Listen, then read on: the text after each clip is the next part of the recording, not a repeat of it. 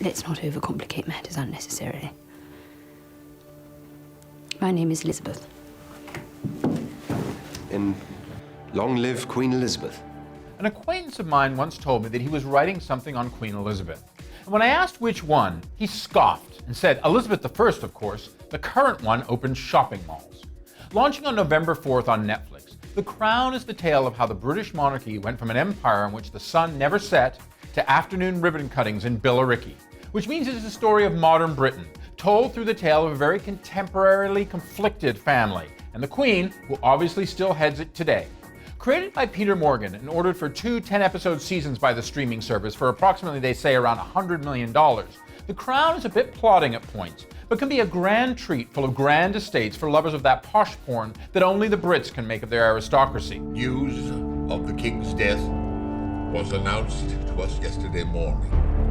To its credit, the Claire Foy and Matt Smith-led saga, which sees the Wolf Hall actress and the Doctor Who actor as the Queen and her very often ordinary husband Prince Philip, is much more than just methadone for the Downton Abbey addicts, as it takes on a bigger picture than the soapy Julian Fellowes created series ever did, and meticulously details the birth of a new type of United Kingdom in the latter half of the fast-moving 20th century.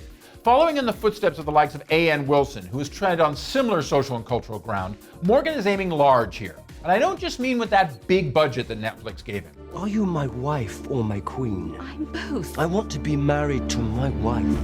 In a sense, we've been watching the warm-up act for this for over the last decade, as the Oscar-nominated writer has made a cottage industry of sorts out of chronicling the royals. For instance, with the Oscar-winning 2006 film The Queen, starring Helen Mirren as Elizabeth, dealing with the death of Diana in 1997. And then there's the 2013 play The Audience, also originally starring Mirren, that followed the Queen's relationship with her various prime ministers. And it is the latter that serves, I think, as a sort of inspiration for The Crown, with the show stealing John Lithgow as Winston Churchill and later Jeremy Northam as the plagued and now nearly forgotten Anthony Eden.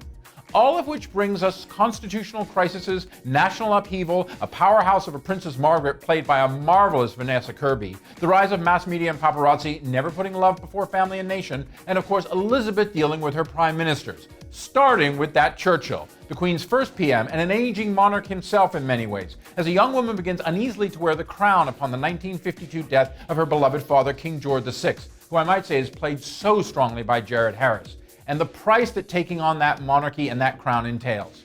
So is the crown a jewel? Well, let's just say it certainly glitters at stages. And if you're thinking of putting the kettle on and going for a bit of a binge on that first weekend in November, I say in for a penny, in for a pound, at the TV mall or the Palace.